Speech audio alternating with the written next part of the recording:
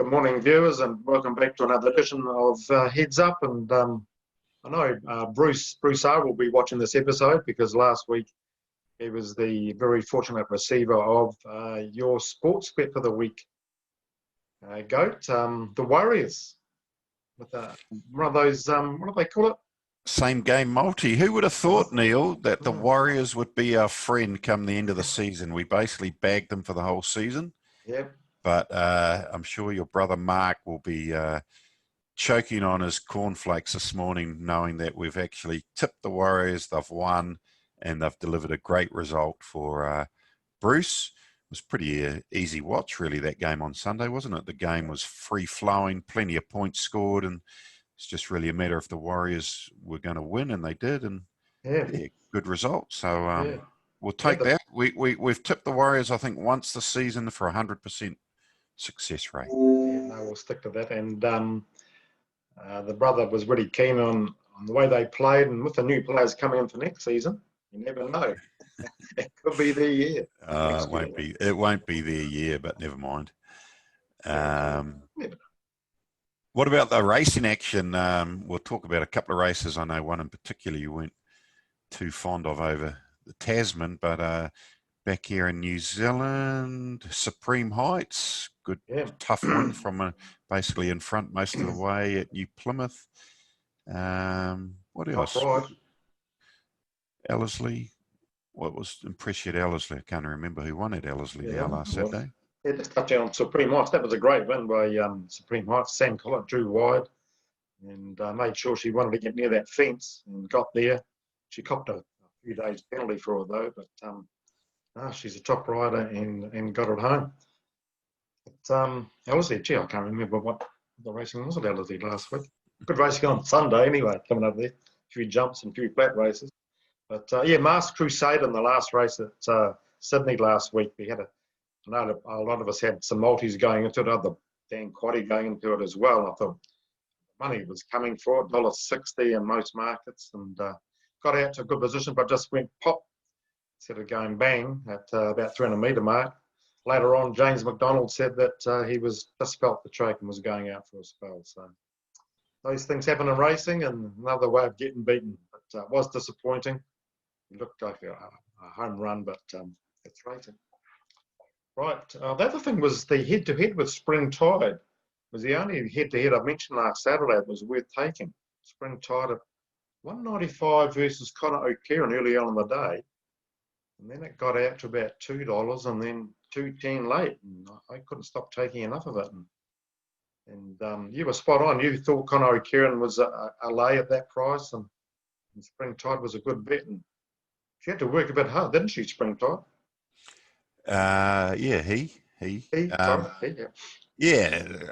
Just the way the race panned out didn't quite go in his favour, but he battled on bravely. He did, fifth, and basically the whole way up the straight, you had your head-to-head sorted.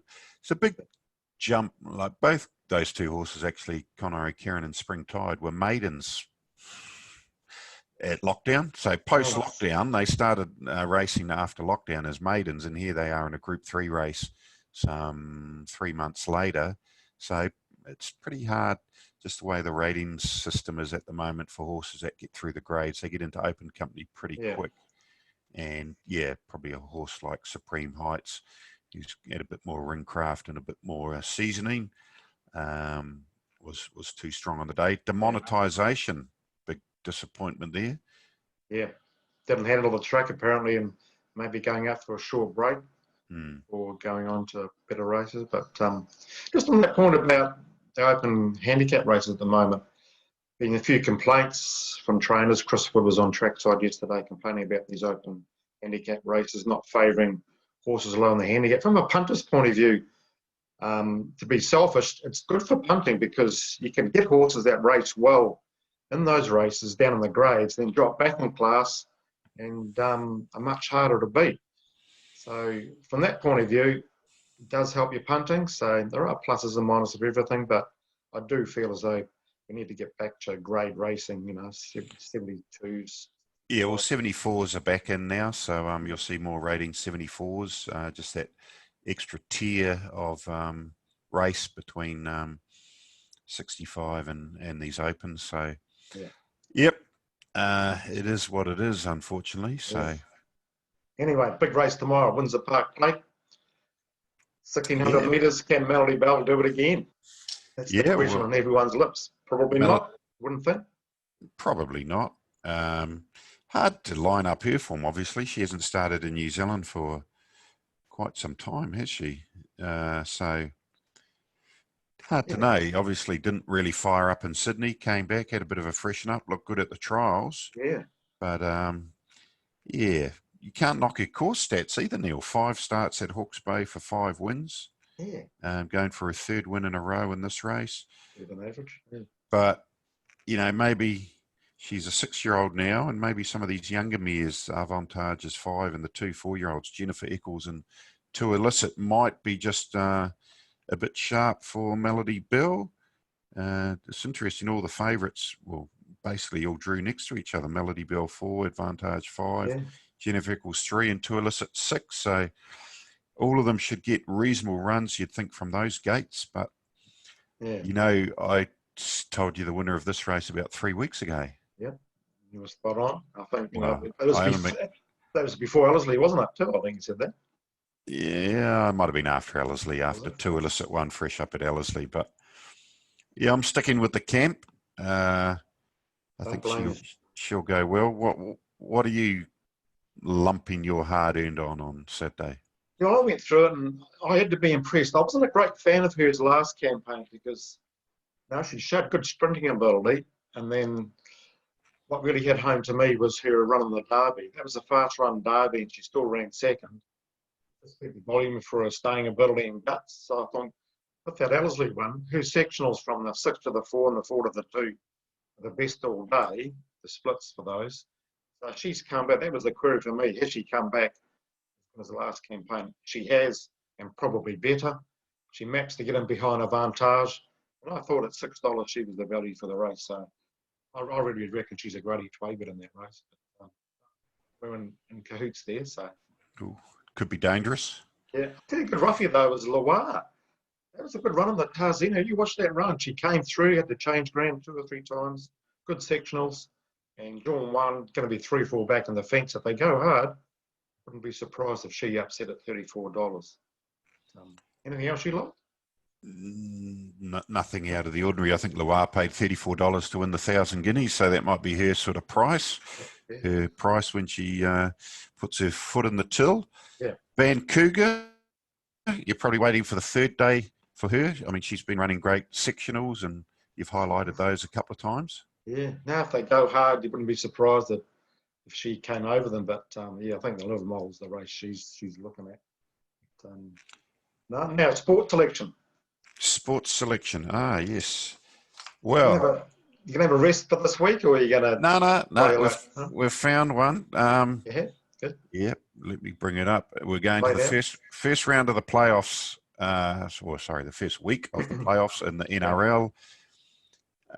Done a bit of research. Last 4 years, there's always been 2 blowouts in the playoffs first week.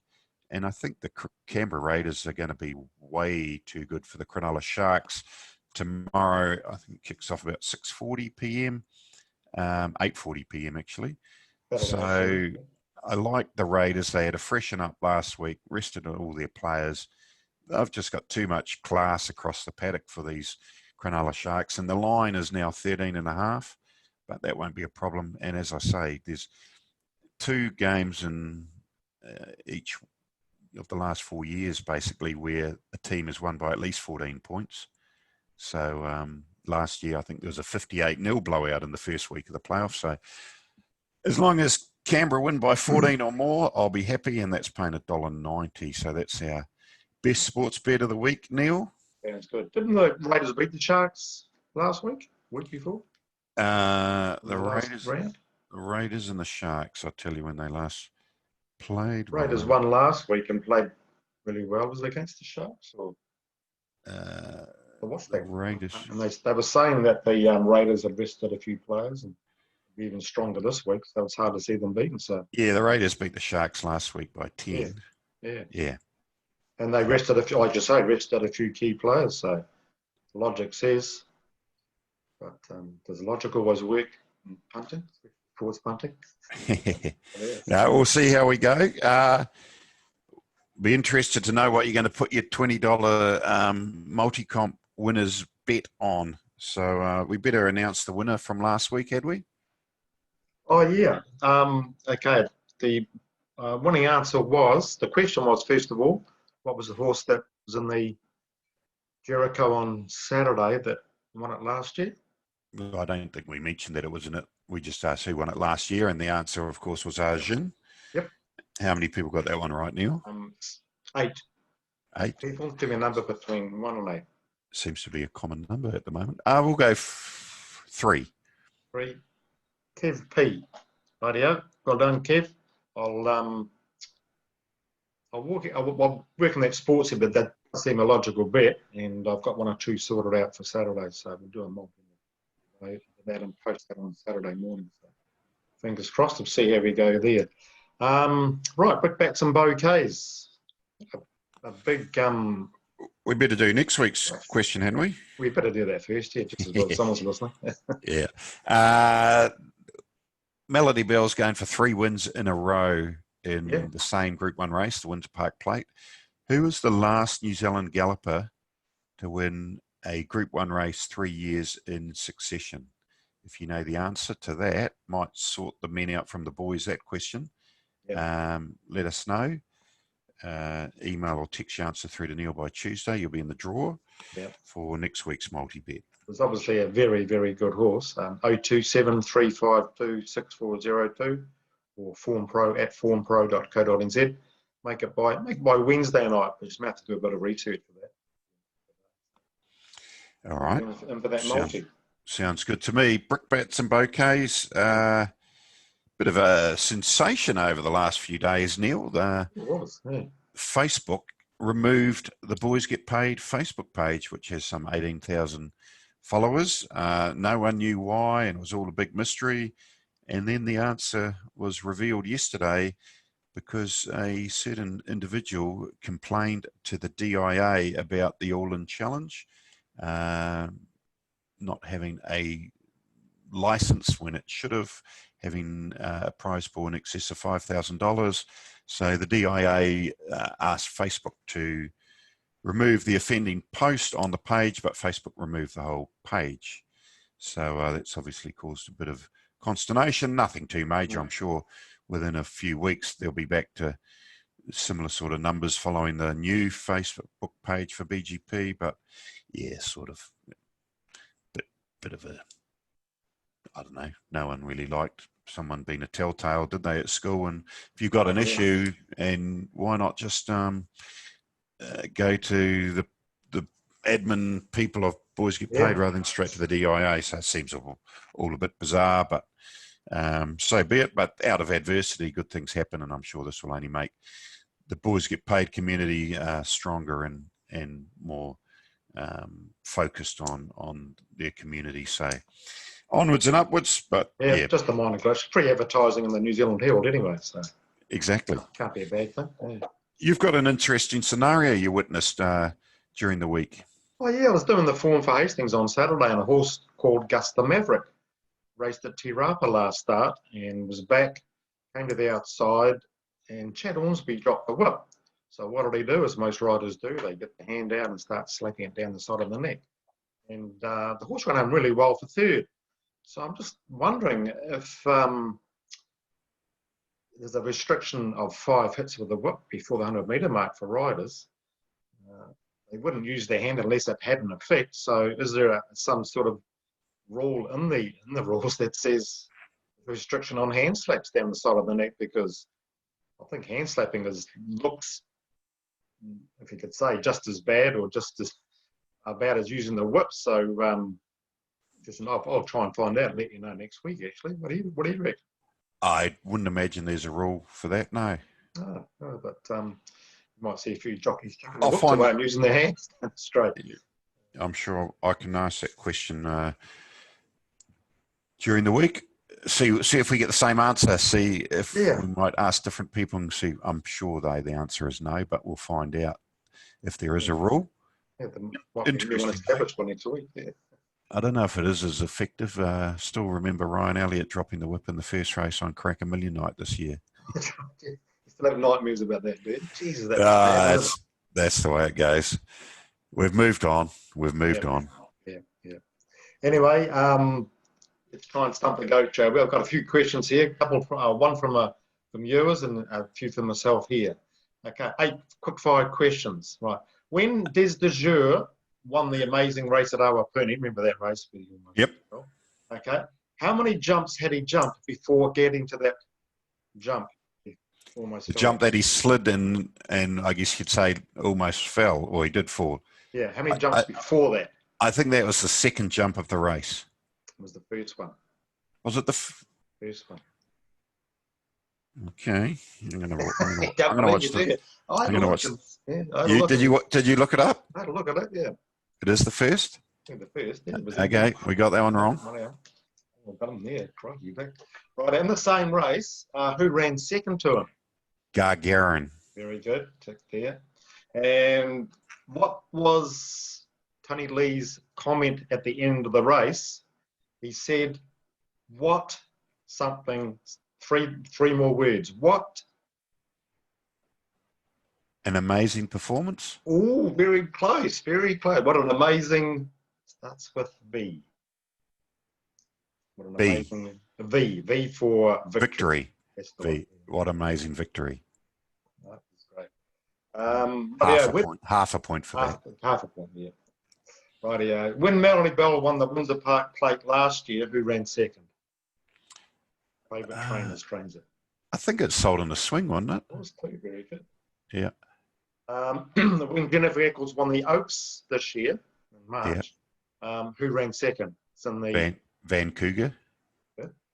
When Melody Bell won the 2018 Windsor Park Plate, 2018 Windsor Park Plate, who ran second?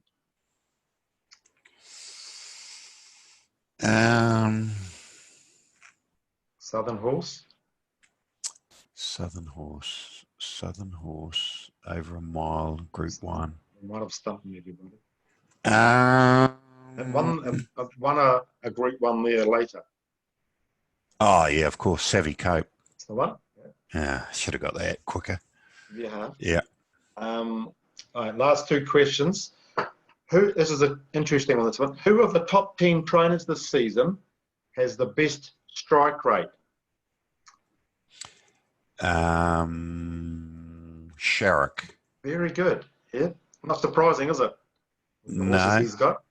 I tell you what, just as an aside, I believe he sent 2 horses down to the South Island to have their future racing careers down there. Tell you what, and Beckety Boo, both who are pretty reasonable horses, but probably have met their mark just about in the North Island. Exactly. Yeah. I reckon there should be a category in the trainer's stats. How many horses in the stable have made money for their owners year on year? That is what a good trainer, why keep horses in your stable if they're not making money for the owners? Yep, sure, the owners have the prerogative to keep racing horses that are unprofitable, but why not say, hey, only 3% of this trainer's horses have made money for the owners in the last X number of years. Yeah, that's been an interesting stat to have, wouldn't it? Because if they had horses that had their dollars earned, less a standard price for training, etc., for the year for that horse. Something like that. Yeah, I guess where I was going with that is he moves horses on pretty quickly, but for the good of the owners. So, yep, he'll have a good day next Saturday at Hara too. I'm picking just quietly. Yeah, I'm looking forward to Hara next week. The horses there that I like too. Last question: this is interesting. Who has the worst strike rate of the top 10 trainers? Oh, this is a bit of a hard. Well, I'm guessing. Gee, I could be making a fool of myself here. But if they're in the top 10, is Michael and Matthew Pittman in the top 10? I'll say them if they are. No, it's not them. It's okay. Sweet. Oh, is it our friend Mr. Stephen Marsh? It is, yeah. Oh, he won't like that question. No, I'll be looking to improve that, but he's got a lot of good stock there, and he's a Yeah, top. the tide's going to turn today. They tell me with Osaka going to win. So Yeah, yeah, I agree yeah, with that. He's a good horse. we had a bit of a laugh with Mr. Marsh of late. I think he did go 50 starters without a winner. Yeah, Not that he yeah, likes people yeah. knowing that early in the season. So yeah, Yeah, no, he's a top trainer, got good staff, good riders with Danielle, obviously. It's pretty competitive out there, obviously, but they've got some really good horses going around this country at the moment, haven't we? Good sized fields. A lot of horses not going to Australia obviously helps, but good racing at the moment. What do you reckon? there's always something to be positive about, Neil. And I think if we just sometimes just look at the positives more than the negatives, Yeah, you look at that Hawke's Bay Guineas field tomorrow. It's a bloody good field. it is, yeah, Uh, and I'm looking forward to that race too. And earlier races, so top racing today, yep, tomorrow, and Sunday as well with the jumps. Yeah. Anyway, yep. So no, I think hey, it could be a lot worse. At yeah, least we're too now right. allowed back on track. Um, Good crowd at Taranaki the other day, so Good. Yeah, no, it should be good. yeah, No, no, that's good. we look forward to Okay, that strike rate improving of Mr. Marshes. I'm sure he'll okay. remind us when it does. Yeah, can't go much further south anyway. Anyway, right. Have a good weekend, good punting, and go the Canberra Raiders by at least 14 points. Eh?